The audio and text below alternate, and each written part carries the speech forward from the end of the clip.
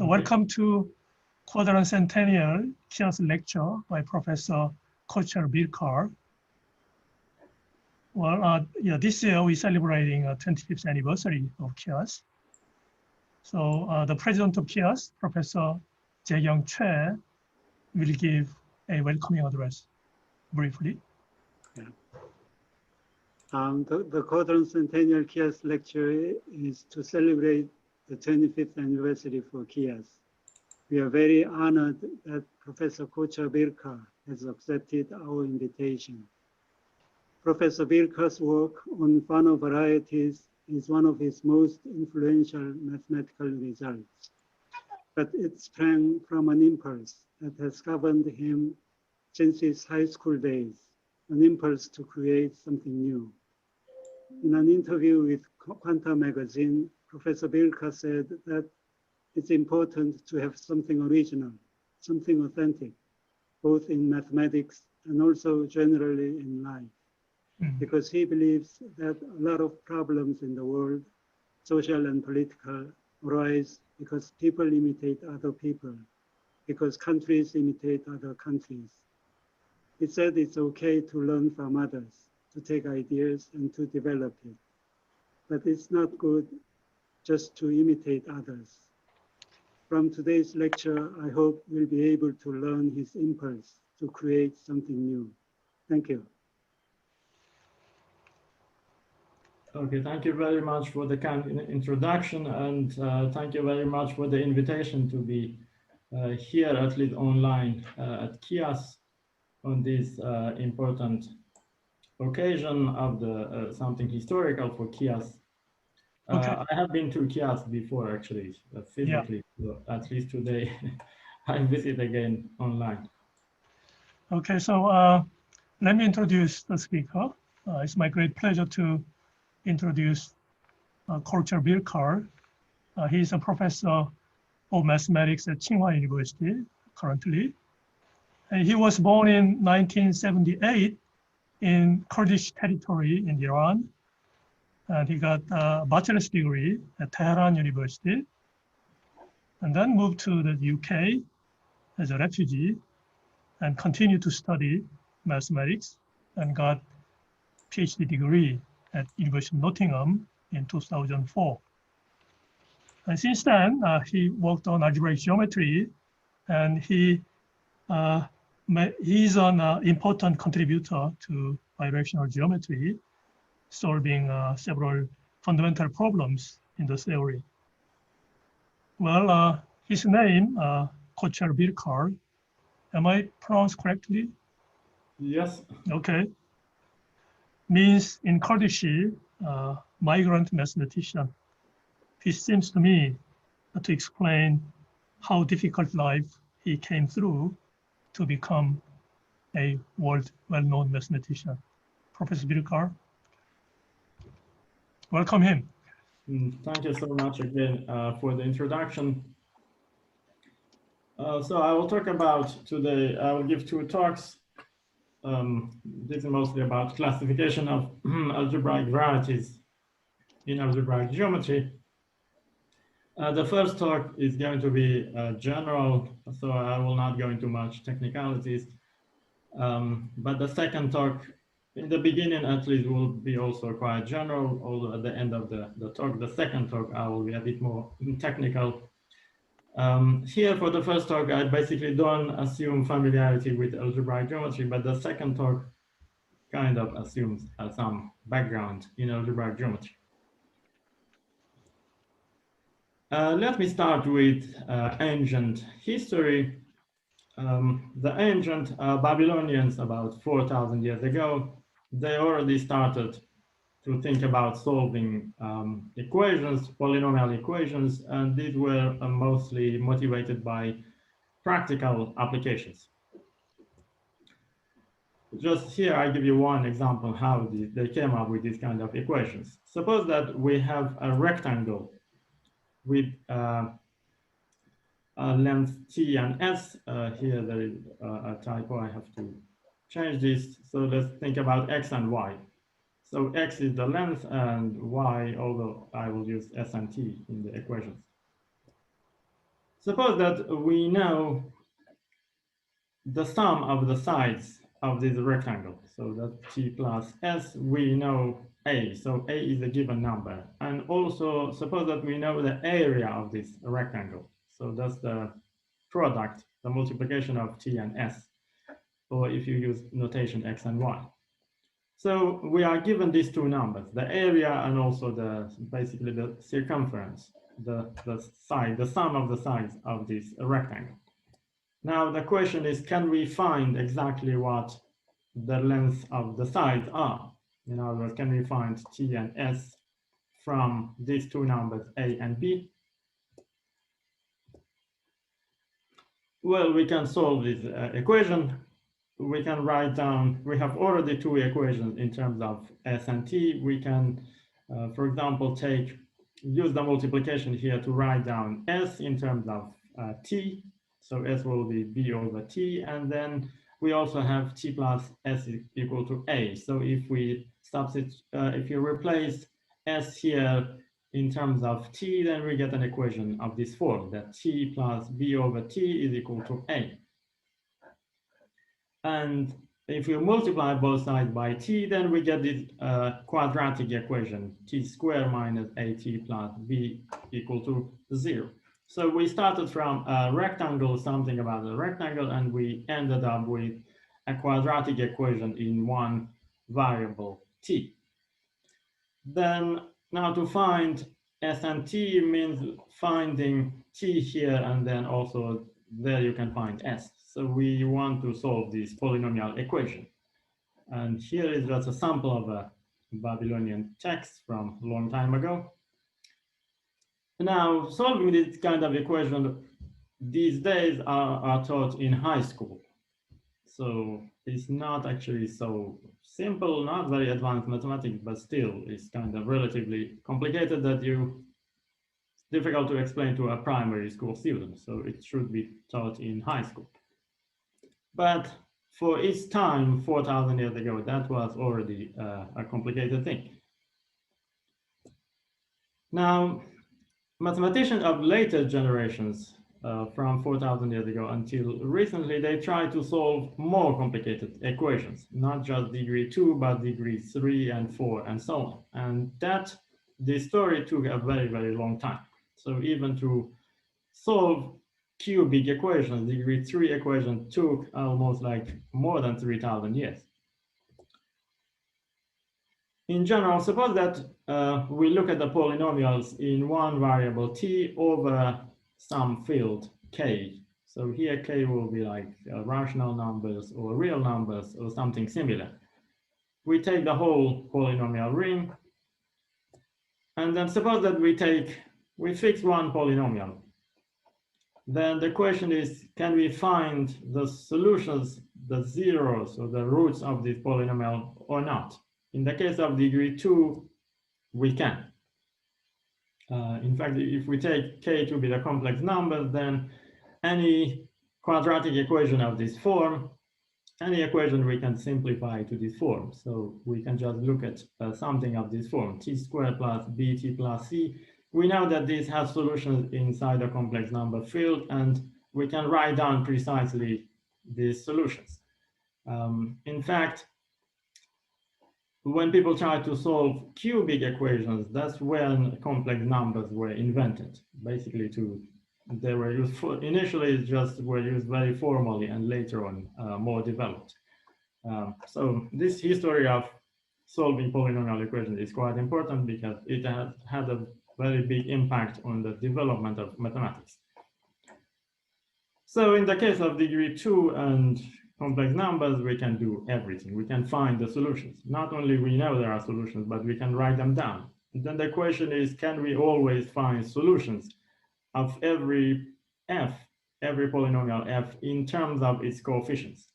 So that means that can we write down the roots, the zeros, by using this kind of operations, just plus, minus, multiplication, and then taking roots of numbers and so on. So to people several hundred years ago and in the ancient times, finding solutions meant something like that you write down the roots in a kind of simple form.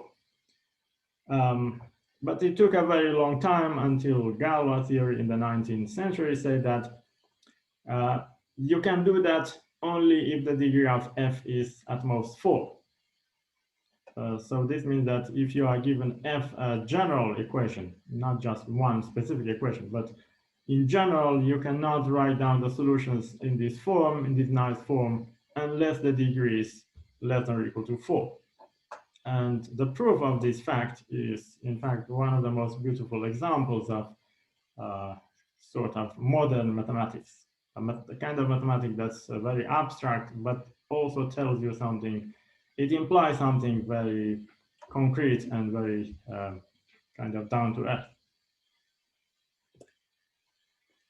So basically, this is the story of solving polynomial equations when you have one variable. But if you have more variables, then you get more complicated objects. But let's still keep with history and go back even further to more than 2,000 years ago. Apollonius, he classified certain geometric shapes just by using geometry, not necessarily algebra. He said that if you have a cone, and then if you intersect this cone by a plane, then there are several different possibilities. One possibility is that you get a circle. Another possibility is that you get an ellipse, and then parabola, and finally hyperbola. Again, these are the kind of things that we study in high school. But this is very geometric. There is, at least at this point, there is no algebra involved.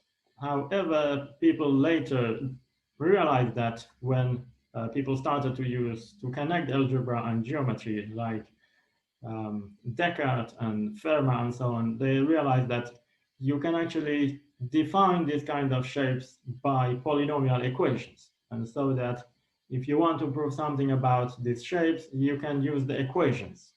And that's, you could say, is the systematic, maybe, birth of algebraic geometry. So although people call this analytic geometry, but this is really algebraic geometry. It means that you have geometry there, and you also have polynomial equations, the algebraic side. Again, these are the kind of thing that we study in high school. But still, in the ancient times, people studied equations more algebraically, in particular Affine equations. So these are equations with coefficients inside Z, or you can also consider coefficients in the rational numbers. Now, Diophantus, he studied these equations in the 3rd century. So that's not far from 2,000 years ago. And then Fermat later, he studied also this kind of equations. And of course, the famous Fermat-Last theorem comes from this kind of studies.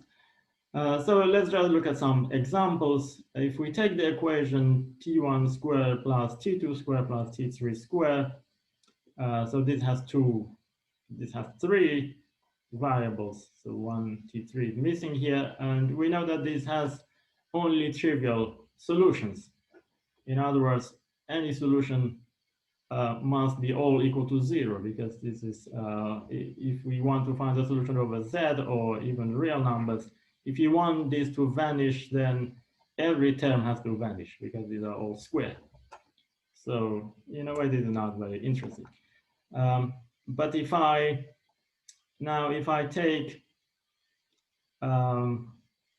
if I replace this plus at the end with minus, then there will be many solutions over Z. And the solutions will give you exactly the so-called Pythagorean triples, which are also of historical significance. So depending on the equations, you could sometimes have no solution, or sometimes you could have many solutions, but quite often it's difficult to decide whether there is a solution or not. Anyway, one famous example of this kind of equations is the Fermat equation t1 to the m plus t2 to the m minus c3 to the m, where m is at least 3. And we know that after a lot of work that this has only trivial solutions, in the sense that if you have any solution, then one of the ti should be equal to 0. And of course, this is Fermat's last theorem. So when you consider polynomial equations, then you can end up with very difficult and complicated equations, even if the polynomial itself looks quite simple. I mean, this polynomial is not particularly complicated looking, at least from the look, it looks like something very simple. And then all these historical developments, they led to what we call algebraic geometry. In general, algebraic geometry is the study of solutions of systems of polynomial equations, or even if you just say study of systems of polynomial equations, because sometimes you don't even have any solution, but you still can study the system. And then you can associate geometric and algebraic structures to these polynomial equations. All these things together is the so-called field of algebraic geometry.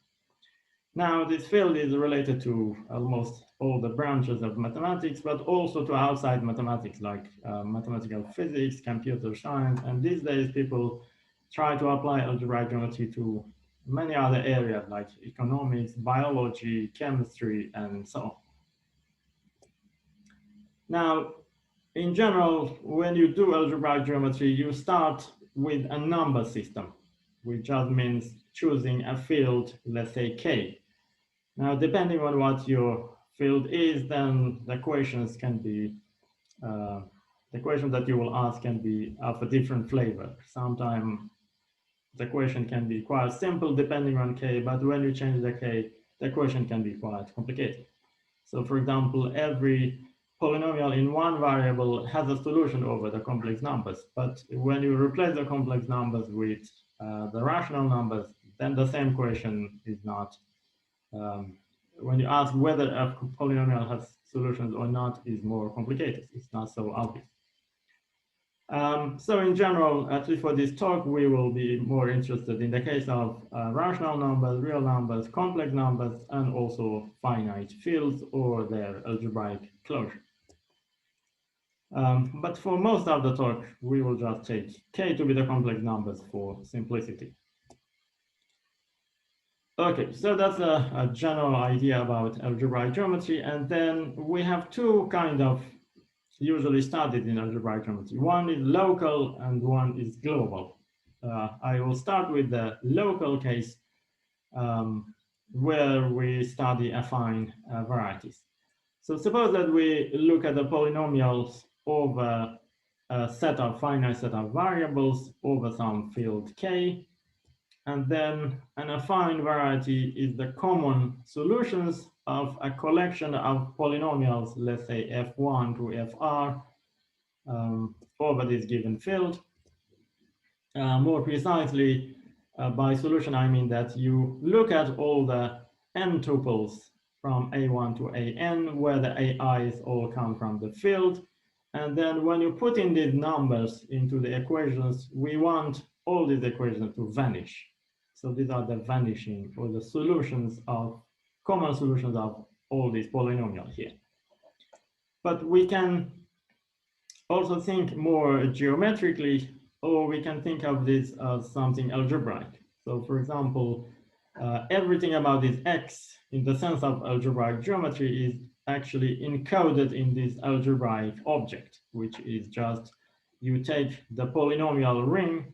So this is, it has the structure of a ring in the sense of algebra, and then these polynomials generate an ideal inside this ring. If you take the quotient of this ring by this ideal, you get a new algebra, new ring, and then this ring is something algebraic, but it contains everything about X, basically, in the sense of algebraic geometry. Now, just as an example, if we take the polynomial to be t squared minus t2 squared, then this defines the parabola in the plane A2. So A2 just means the two-dimensional plane. It means that we have two coordinates. Another example, simple example, is t1 squared plus t2 squared minus 1. This defines a circle again inside the plane. A2 of k, you can take whatever to be, for example, the real numbers. Then we get the kind of shapes, the conic sections of Apollonius that I talked about a few minutes ago.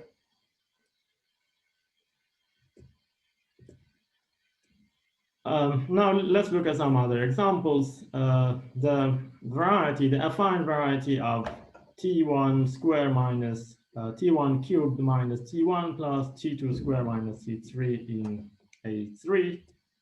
I can also draw a shape for this affine variety. So the shape here is the blue shape here. These lines are the coordinate lines, and this plane is also a coordinate plane. So the variety itself is just the blue thing. If you remove this, these black lines are just for making it more visible, but the shape is just the blue thing. So A3 here is the three-dimensional space. So the points of this affine variety have three coordinates because we have three variables here. So we have three coordinates. That's why this is embedded, it lives inside the three-dimensional space. But on the other hand, we have global geometry. So global geometry means that we like to understand the shape of our geometric objects in a global sense, not just by looking at small neighborhoods of a point, but globally we want to understand what happens. So for that, we need to define a larger space, go a little bit larger than the usual n-dimensional space. So for this, we define projective spaces. And projective spaces are defined in the following way. Pn is defined by taking it to be the set of points. So we think of these n plus 1 tuples as points. In the previous case, when we worked in the local geometry case, we basically lived inside an, where an just means k to the n, means that we have points with n coordinates. But here, although we have n, but we have n plus 1 coordinates, and all the AI's coordinates come from the field, but we declare that one of these should not be equal to 0. And then this is defined up to the following equivalence, that if we have 2 points, if we have 1 point, let's say A0 to AN, and if we multiply every coordinate by a non-zero number, we still think of this point to be the same, although the coordinates are different, but they define the same point. So points here are defined up to scalar multiplication by something non-zero.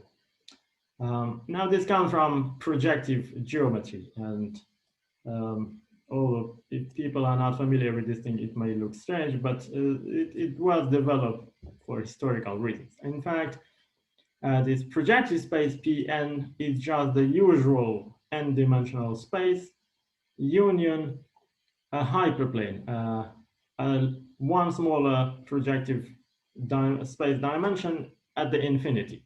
So if we think about P1, then this is just A1, which is just a line, together with 1 point at the infinity. And then P2 will be just the usual plane, two-dimensional plane, union a line at the infinity. So adding this line or space at the infinity makes this space, this projective space, to be compact.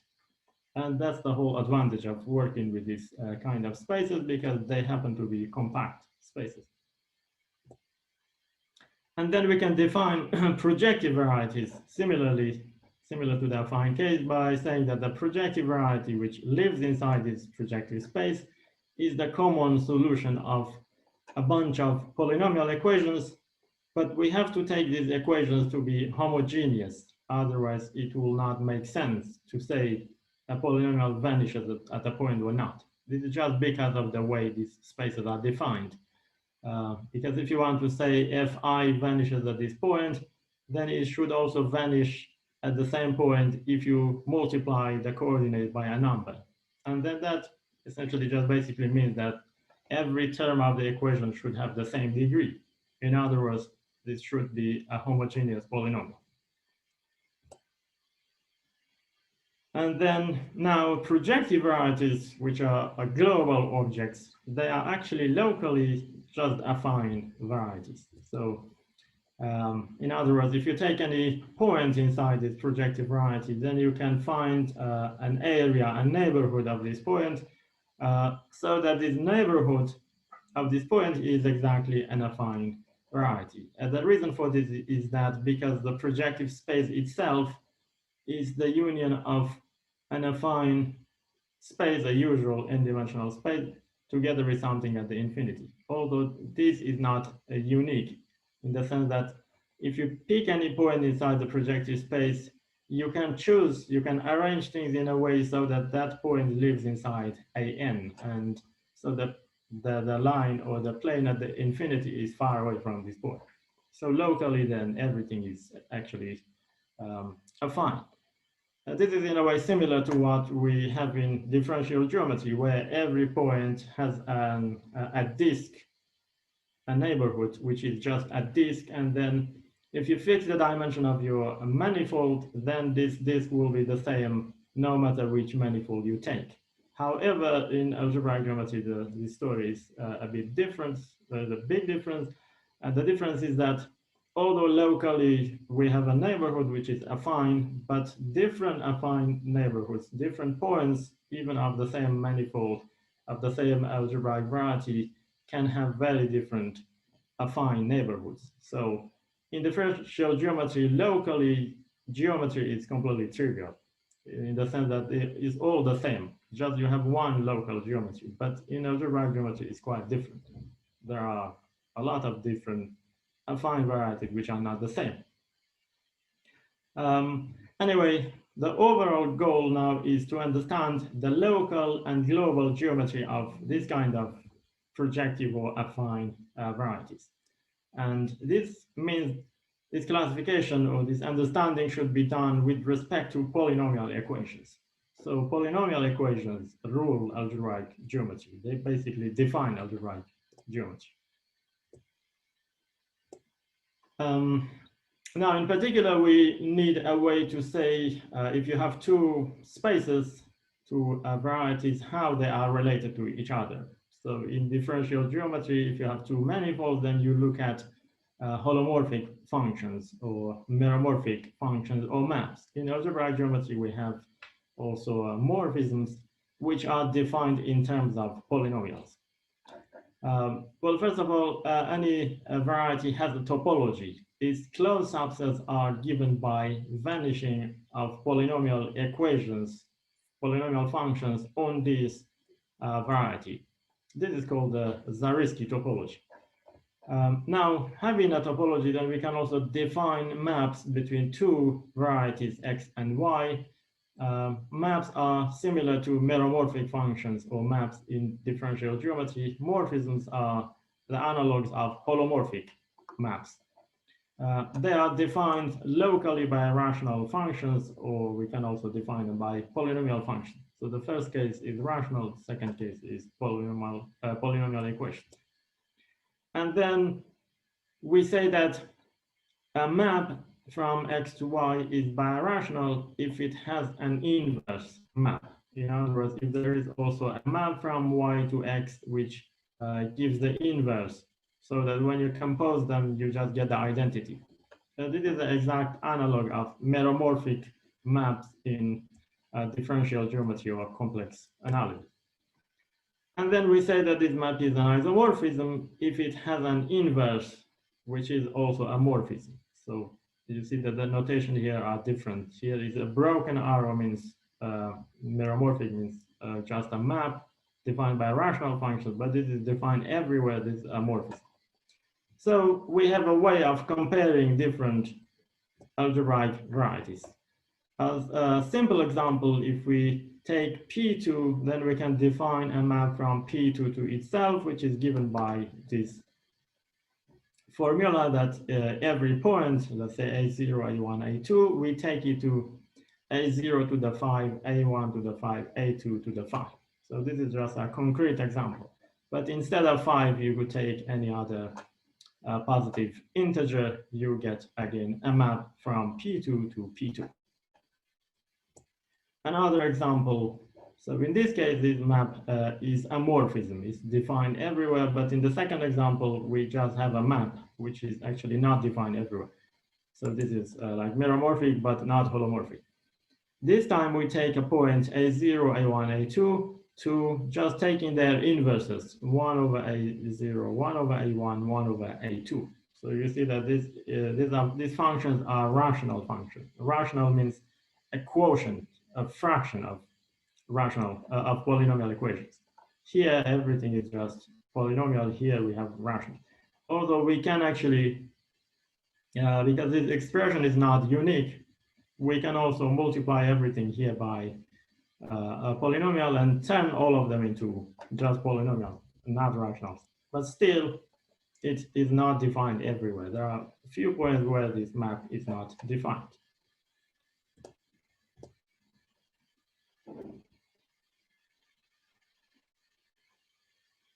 Okay, so we have some ideas of what algebraic varieties are and how they are related. And then now we can study a little bit more local geometry.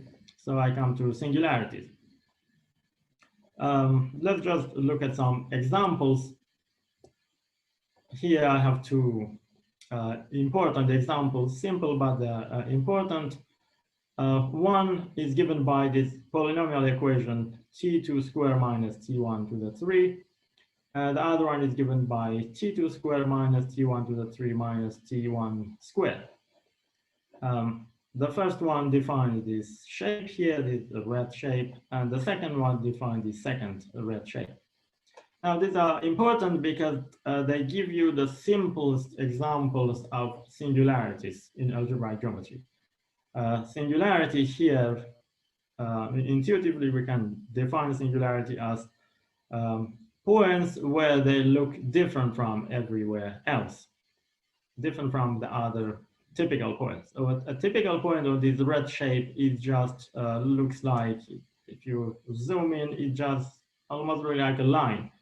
It's something smooth. There is nothing strange going on. But here you see that this curve breaks at this point. In the second shape, the curve intersects itself.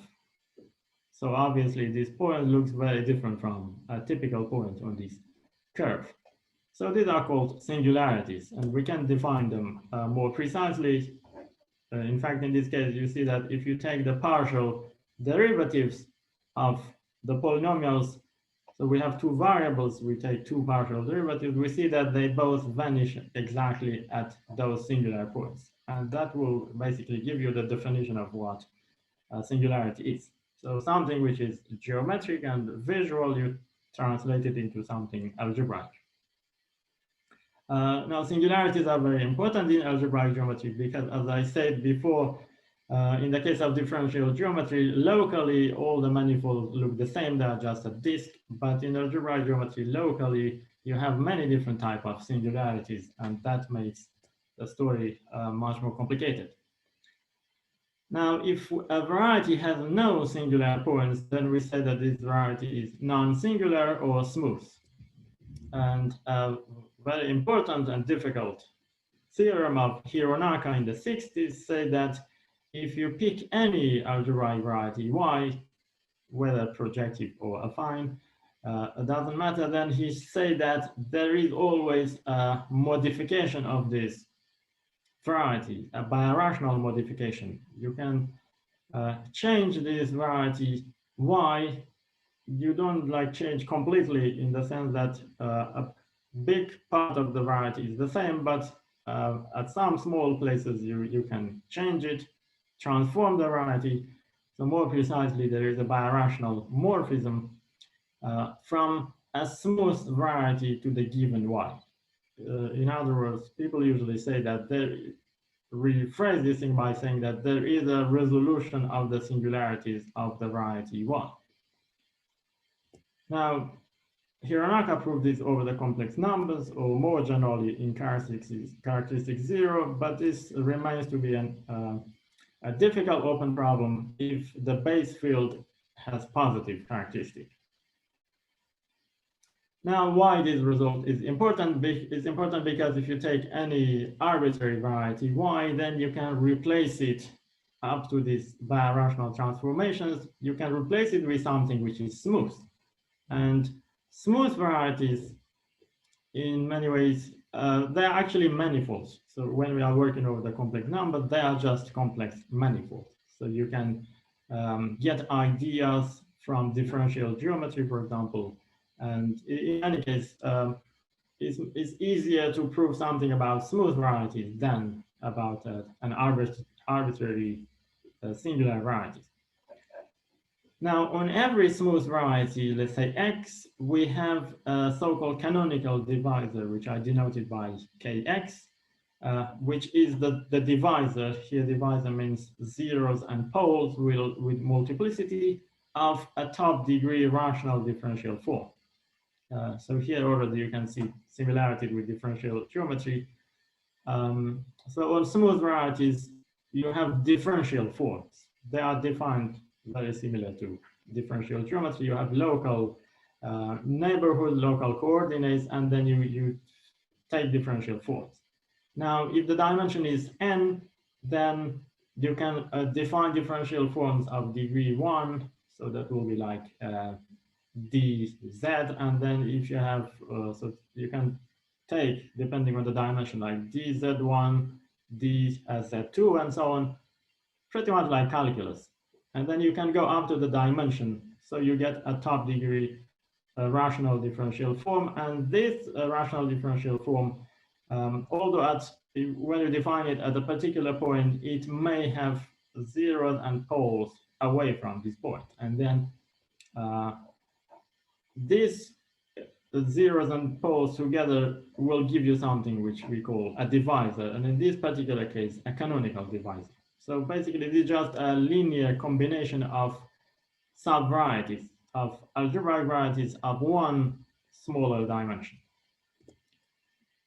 And then to this divisor, you can also associate a sheaf of functions, which is called a canonical sheaf. And again, this appears in differential geometry. You can think of it as looking at all the degree 1 differential forms, let's say omega, and when you take wedge product, you get the top degree. D here is the dimension. This will give you a new sheaf, which has rank 1, and this is called sheaf of, is the canonical sheaf. So all these are related to differential forms.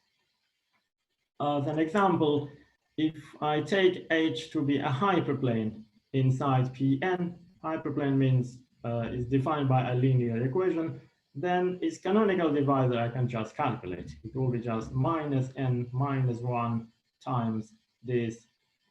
So the canonical divisor of Pn itself is calculated in terms of this hyperplane. And if I take a hypersurface X inside Pn, hypersurface means this is a projective variety defined by just one polynomial equation. If the degree is r, then I can calculate, here the formula is, okay. I can calculate the canonical divisor, which is just r minus n minus 1 times the intersection of a hyperplane with my hypersurface. So there are simple formulas for calculating these divisors and also their sheaves. So let's look at the case of dimension 1. Suppose that X is a smooth projective variety of dimension 1, which we usually call a curve. Then this X is unique in its birational class, in the sense that if you do any birational transformations, you cannot get any new smooth projective variety. It will be just unique. So this makes the story easier because you just have a unique choice there and you can study this unique choice. In particular, we associate a number, which is called the genus of this X. It can be defined in many different ways. It can be defined in terms of the canonical divisor, in terms of differential forms, or in terms of cohomology of the sheaf of functions on this, regular functions on this, or you can define it in a very topological sense, which is much easier. And that means that this X when we work over the complex numbers, gives you a Riemann surface. So in the sense of algebraic geometry, we are working in dimension 1, but in the sense of topology, you get something of dimension 2, because complex numbers give you 2 real parameters. So in this case, we get a simple topological space, and then you just look at the number of holes in this space. That gives you exactly this number, G. And depending on what the G is, then we get different shapes. If there is no hole, you just get a sphere. If there is one hole, you get something like a donut. And then for larger number of holes, you just get like donuts with more holes in it. So topologically, this is quite simple.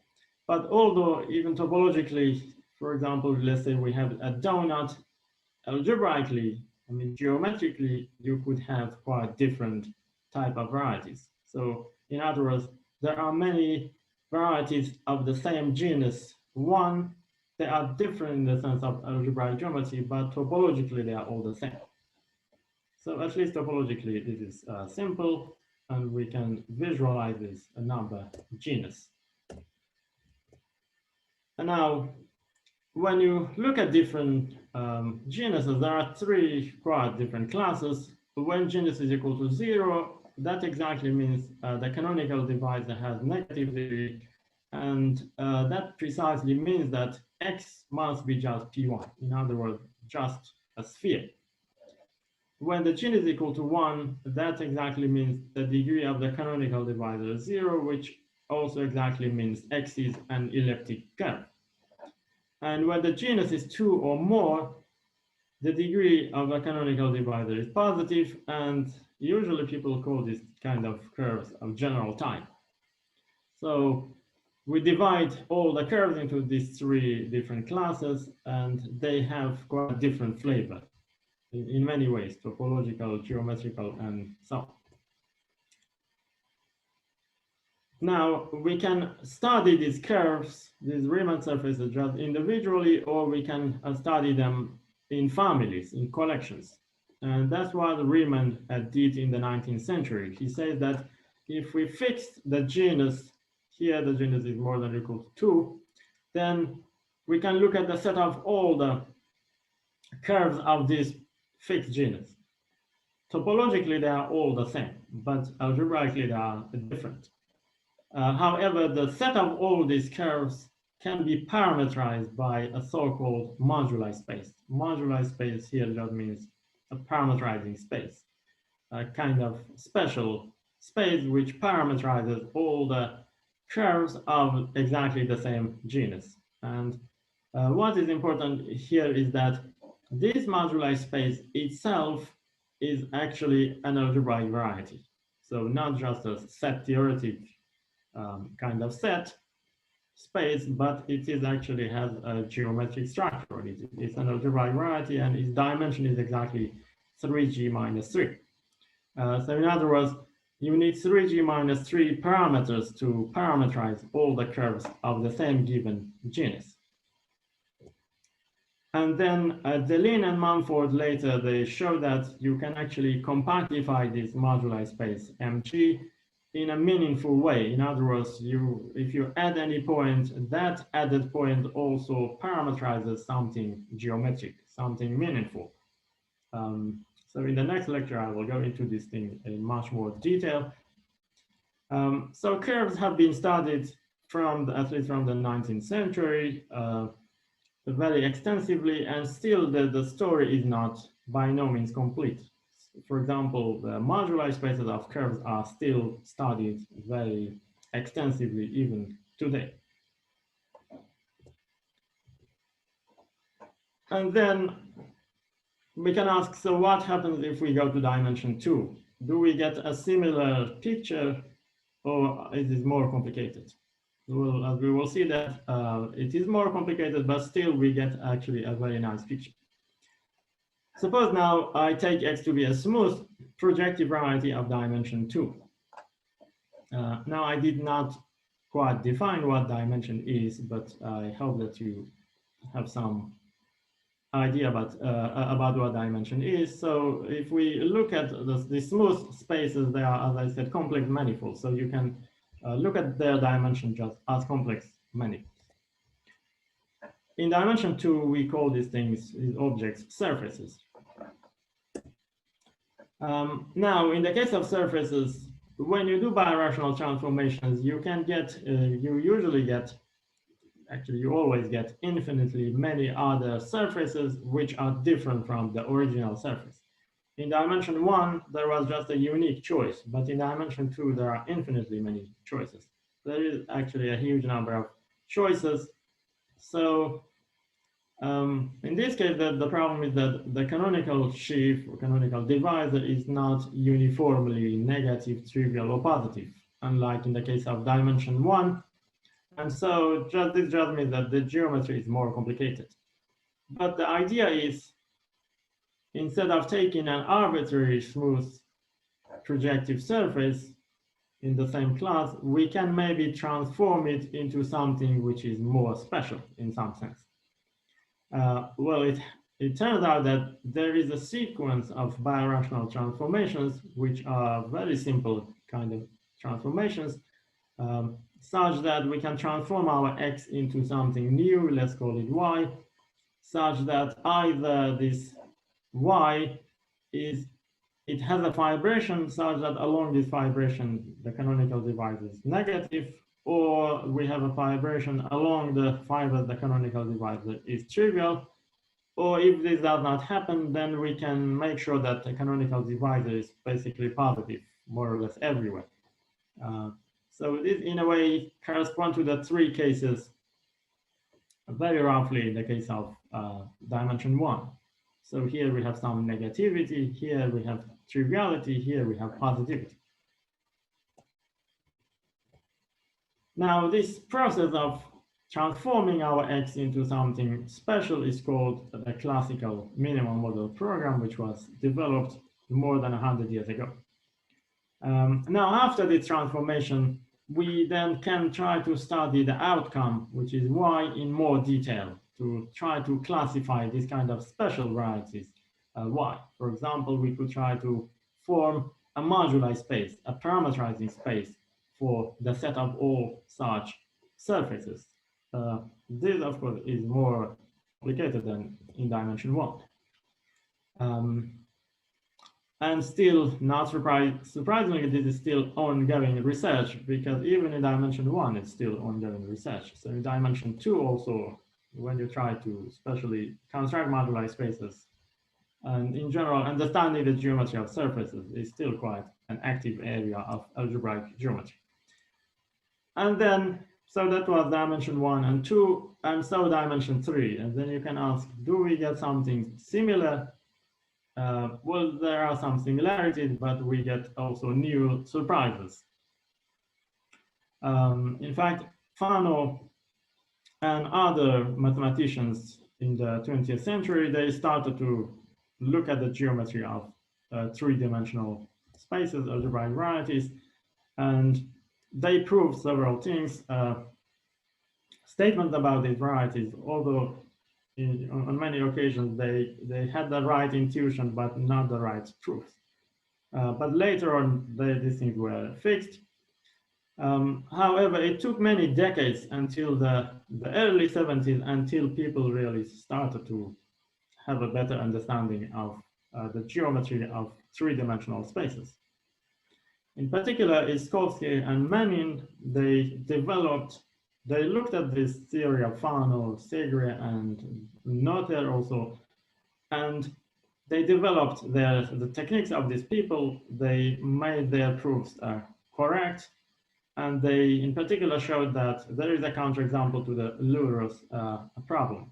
What they showed was that you can find a three-dimensional algebraic variety defined just by one degree 4 equation inside the four-dimensional space, so you get a three-dimensional algebraic variety, and they show that these are not rational. In other words, they are not birational to the projective space of dimension 3. This was very important because it initiated a whole series of work which is still going on right now.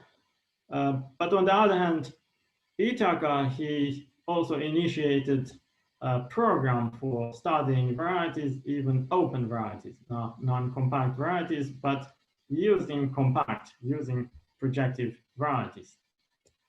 On the other hand, independently, Mori proved the so-called Hartshorne conjecture. He showed that the projective spaces are the only smooth projective varieties with ample tangent bundle. So all these things they appeared in the 70s and more or less independently. In particular, Mori's proof of Hartshorne conjecture, in the proof, he introduced the so-called bend and break technique and also later on extremal rays, and that essentially really pushed this three-dimensional geometry that it just took off suddenly. And then by the early 90s, so from the 70s by the early 90s, there was a almost complete picture of what is going on in dimension 3. By complete, I mean a rough picture, of course, not a very detailed classification, although there was still going on a lot of concrete, explicit classification of threefolds of algebraic varieties of dimension 3. Now, again, in this story of dimension 3, similar to dimension 1 and 2, we can identify several classes, important special classes of algebraic varieties. Now, suppose that we have X, a projective variety we also allow some singularities, but if you prefer, you can just look at a smooth one for the moment.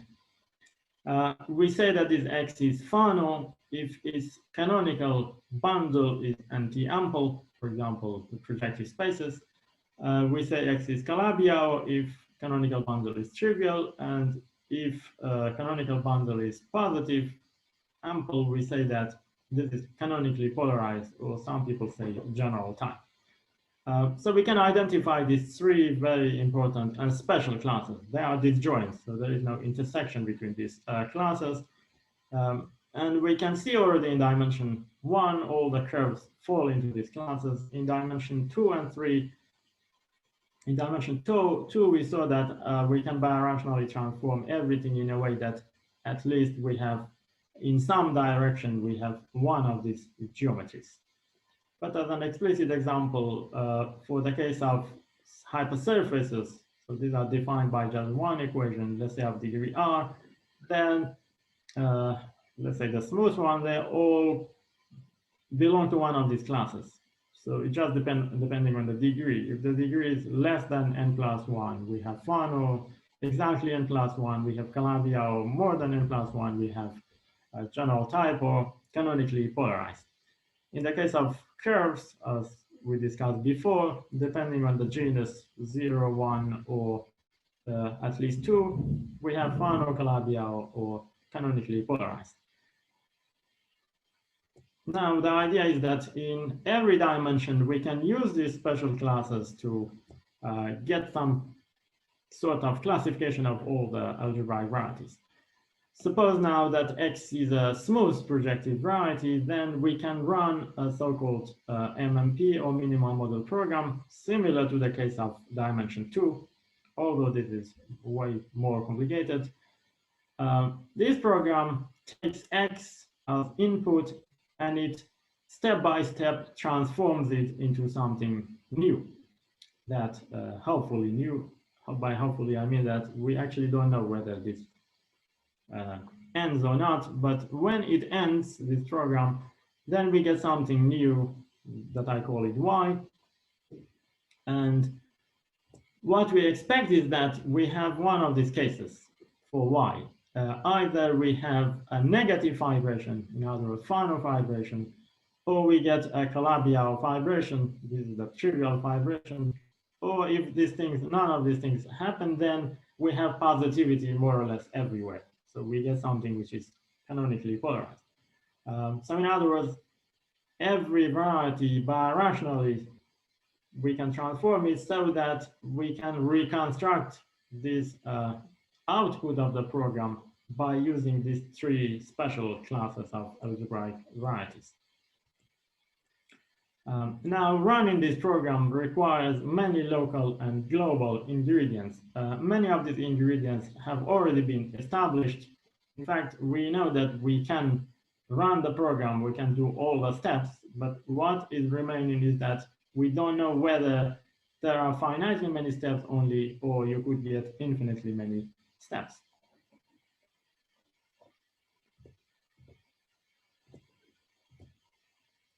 Okay, so there isn't much time here, so I will go a little bit quick. So as I said, the ingredients, most of the ingredients we already know. Some of these go back to the 80s, especially work of Kawamata, Shokurov, and then also Mori, who introduced extremal arrays, and then another ingredient which is called flips. These were first proved by Mori in dimension 3, and more generally by Shokurov in dimension 3 and 4, and then a work of Heiken, McKinnon, and myself and Kashini in every dimension. So this is another ingredient. This only appears in dimension 3 and higher, so we don't see this in the case of surfaces. And another important ingredient in this whole story is the so-called finite generation. That means that we look at all the multiples of the canonical divisor, canonical bundle, we put them all together, and then this will give you an algebra. If you work globally, you get just an algebra, which is a ring, and then this happens to be finitely generated over the C, but over the complex numbers. But if we work locally, then we just get a finitely generated algebra of shifts, not just of like functions. It will not be finitely generated over the complex numbers, but over something else.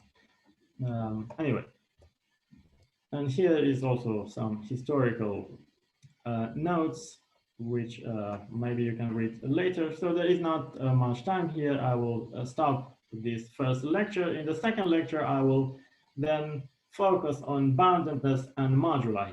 That means that we can assume that we already can run this minimum model program, and then we get an output, which is y, and then we want to understand this y more. For example, we want to construct their moduli spaces, their parameterizing spaces. So these two together, what I said here in this first talk, and then what I will say in the second talk, it will give you, although not complete, but at least give you a picture of a way of classifying algebraic varieties in every dimension. Okay, I will stop here. Thank you.